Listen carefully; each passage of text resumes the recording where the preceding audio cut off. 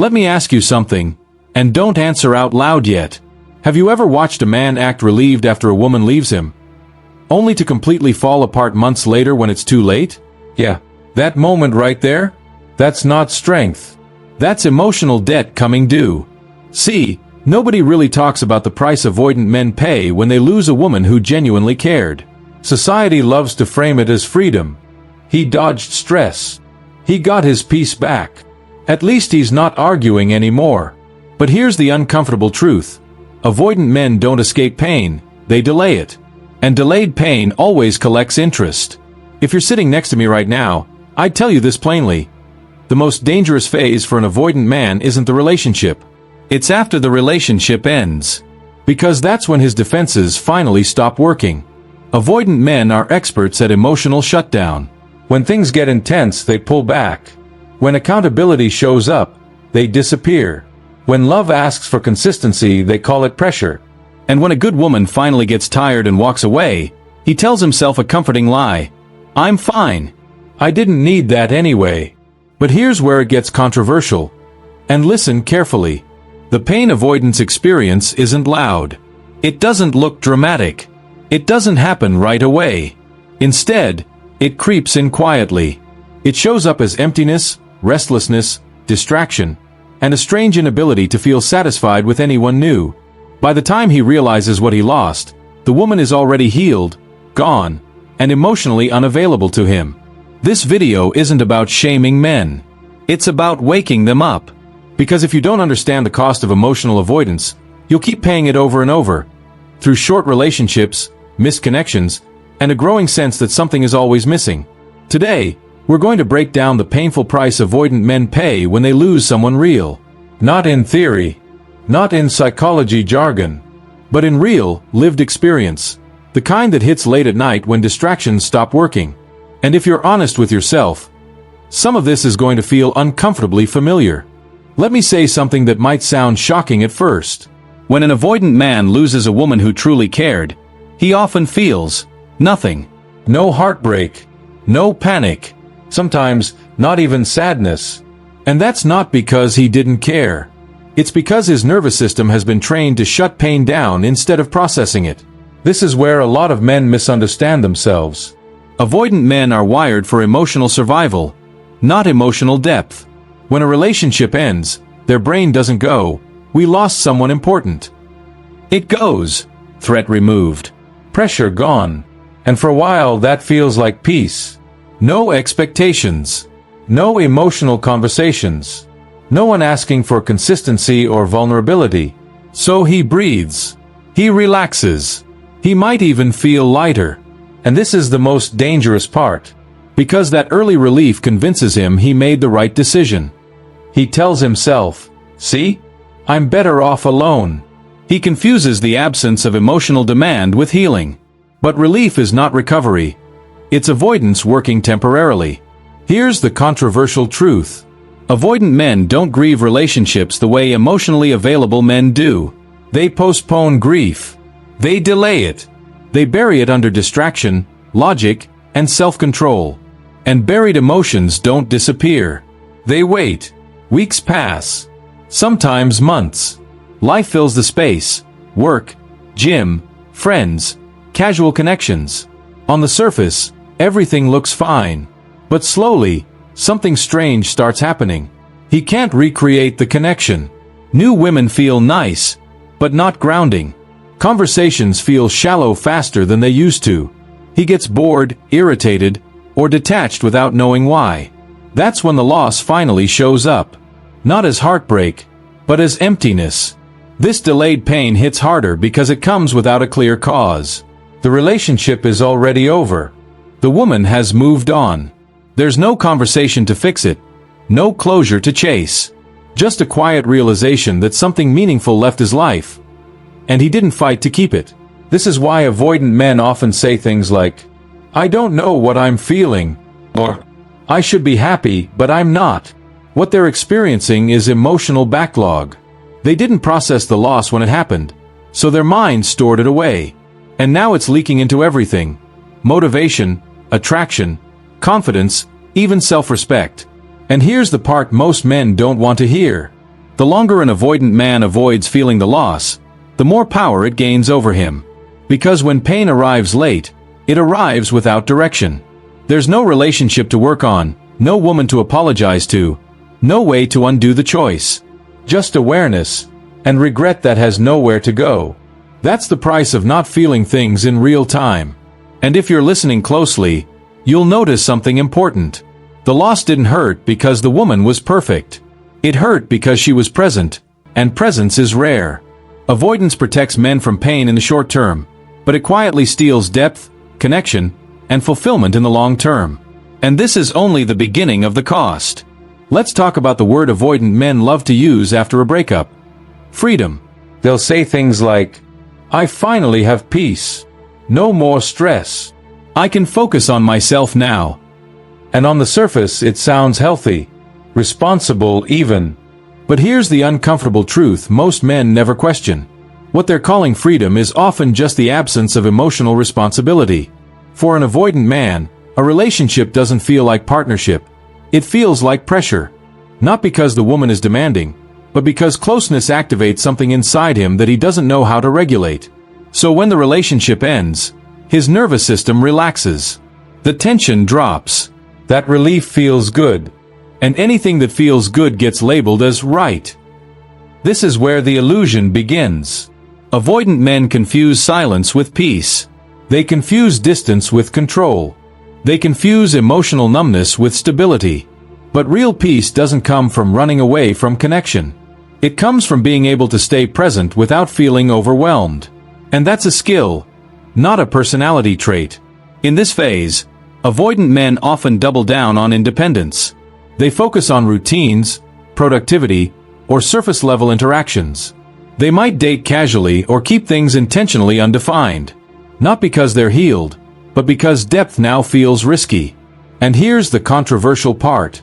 The freedom phase often looks like growth from the outside, but internally, it's emotional stagnation. There's no challenge, no emotional stretch, no mirror reflecting back blind spots. So nothing actually changes. Over time, this false peace starts to crack. The quiet becomes loud. The independence feels hollow. Nights get longer. Distractions stop working as well as they used to. And without realizing it, the avoidant man starts comparing. Not obsessively, subtly. He compares how grounded he felt with her, how natural conversations used to be, how rare it was to feel understood without explaining himself. And this is the irony. The woman he thought was limiting his freedom was actually giving his life structure, meaning, and emotional weight. Avoidant men don't miss chaos. They miss depth, but only after they've lived long enough without it. That's why so many avoidant men suddenly feel the urge to reconnect months later. Not because they suddenly became emotionally available, but because the illusion wore off. The peace didn't lead to fulfillment. It just led to quiet dissatisfaction. And by the time this realization hits, the woman is often gone in a real way. Not emotionally waiting, not available, not hoping. This is the price of mistaking avoidance for self-mastery. Freedom without emotional capacity doesn't expand your life. It shrinks it. And once you've tasted connection that was real, shallow replacements stop working. The illusion breaks, and what's left is the truth avoidant men tried to avoid in the first place. There's a moment avoidant men don't expect. It doesn't announce itself.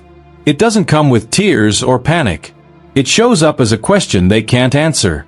Why doesn't this feel right anymore? Life is moving. Days are full.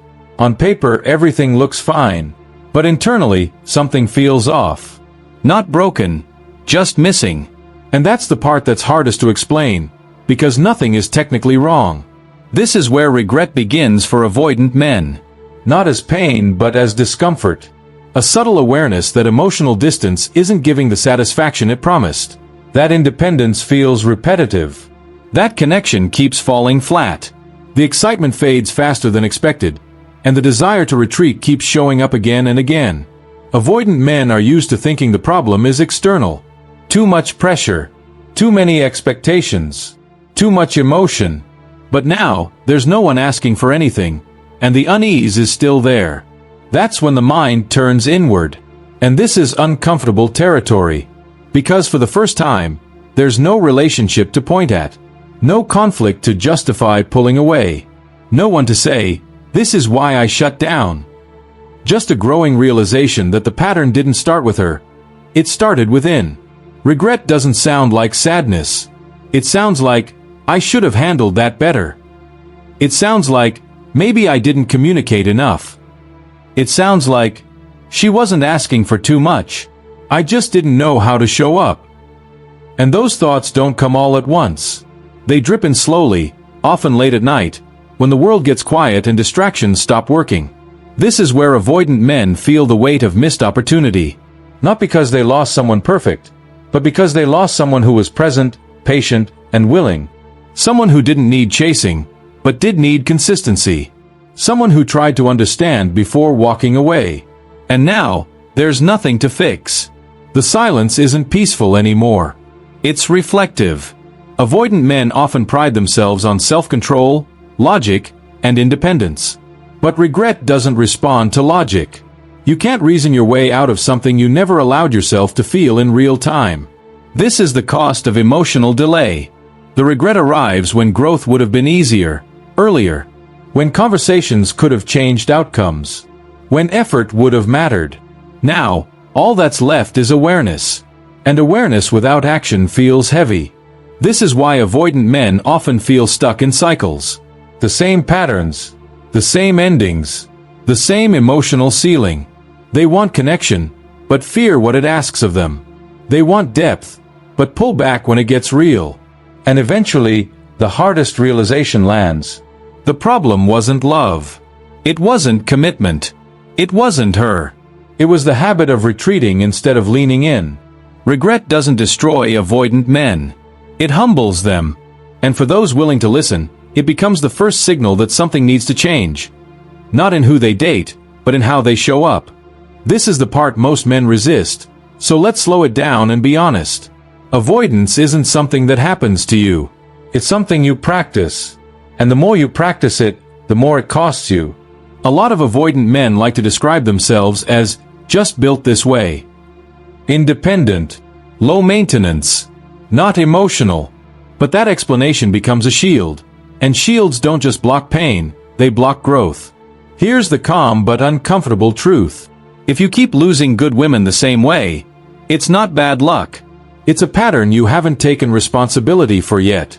Avoidant men often believe they're protecting their peace. But what they're really protecting is familiarity. Pulling away feels safe because it's predictable. Vulnerability feels dangerous because it's unfamiliar. So instead of learning how to stay present through discomfort, many men choose distance. Instead of learning how to communicate, they choose silence. Instead of learning how to regulate emotions, they choose withdrawal. And over time, this becomes automatic. But automatic doesn't mean harmless. Each time you retreat instead of engage, you reinforce a belief: closeness costs too much. Each time you shut down instead of speak up, you teach yourself that connection is a threat.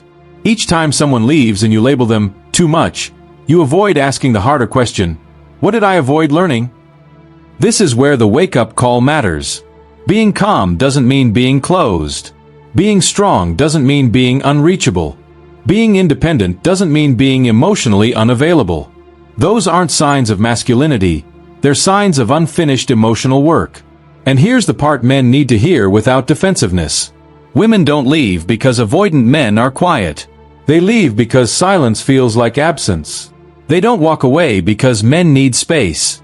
They walk away because there's no reassurance they matter. Avoidant men often underestimate how much emotional safety matters. Not grand gestures. Consistency. Presence. Follow-through. The ability to stay instead of disappearing when things feel uncomfortable. Now for the advice. And pay attention, because this is where change actually starts. You don't fix avoidance by forcing yourself into intense emotions. You fix it by building tolerance. Tolerance for conversations that feel awkward. For moments where you don't have the perfect words. For staying engaged even when your instinct says, pull back. Growth for avoidant men isn't dramatic. It's subtle. It's choosing to respond instead of retreat. To explain instead of disappear. To stay curious instead of defensive. You don't need to become someone else. You need to become more available as yourself. Because here's the real cost if you don't wake up. You'll keep meeting people who could have mattered, and losing them the same way. And one day, the problem won't be the woman who left. It'll be the version of you that never learned how to stay. There's a loss avoidant men rarely talk about, because it's not obvious and it doesn't happen all at once. It's not just the woman. It's who they could have become in the relationship they walked away from. Avoidant men often believe people are replaceable. Not in a careless way, more like a logical one. There are other women. I'll find someone else. This isn't my only chance. And technically, that's true. But what isn't replaceable is the version of you that only existed in that connection. Every meaningful relationship asks something specific of you. It stretches you in a unique way. It highlights your blind spots. It challenges your emotional limits. And when you leave instead of grow, you don't just lose the person, you lose the growth that was attached to them. That's the final cost. Avoidant men don't suffer from loneliness the way others do. They suffer from shallowness, from emotional repetition, from relationships that start promising but never deepen. Over time, this creates a quiet erosion of fulfillment. You start to feel like something is missing, but you can't name it. The world still functions. You still laugh. You still connect. But the depth isn't there. The resonance isn't there. And eventually, you realize you've been living at the surface. Not because life forced you there, but because you trained yourself to stay there. This is where time becomes the real teacher. Years pass. Opportunities narrow. The same patterns repeat. And the women who once had patience for emotional distance no longer wait. Not because they're bitter, but because they've learned their own worth. Avoidant men often think they'll change when it feels right. But growth doesn't arrive as a feeling. It arrives as a decision made while discomfort is present. And here's the controversial truth most men aren't prepared for. The best partners don't wait forever. They don't circle back endlessly. They move forward, and they choose people who can meet them where they are. By the time avoidant men realize what they've been protecting themselves from, the door is usually closed. Not out of punishment, out of self-respect. The final cost isn't regret alone. It's limitation. It's realizing that emotional avoidance didn't keep you safe, it kept you small. And this is the turning point. Because awareness, even late, is still powerful. The pattern doesn't end when you feel ready. It ends when you decide to stop running from the version of yourself that connection requires. Avoidant men don't need to become emotional overnight. They need to become available over time. And the men who do, they stop losing people they secretly wish they had fought harder for. Let me end this with a statement that might make some men uncomfortable, and if it does, that's the point. Most avoidant men don't lose love because they're unlovable. They lose it because they never learn how to stay. Not because they're bad men. Not because they didn't care. But because they kept choosing emotional safety over emotional growth. And here's the hard truth. Life doesn't reward potential. It rewards presence. The world won't pause while you figure yourself out. The right woman won't wait indefinitely while you decide whether closeness feels safe. People who know their worth don't beg for consistency. They move toward it. If this video felt personal, that's not an attack. That's awareness knocking. Change doesn't start with becoming more emotional. It starts with becoming more honest. Honest about patterns, about fear, about the cost of staying the same. And if you've experienced this, from either side, I want you to comment below. Share what you noticed. Share what you lost. Share what finally woke you up. I read the comments. I connect with you there. And if your story resonates, I reach out. Because growth doesn't happen in isolation. The question isn't whether avoidance costs you something. The question is how much you're willing to keep paying.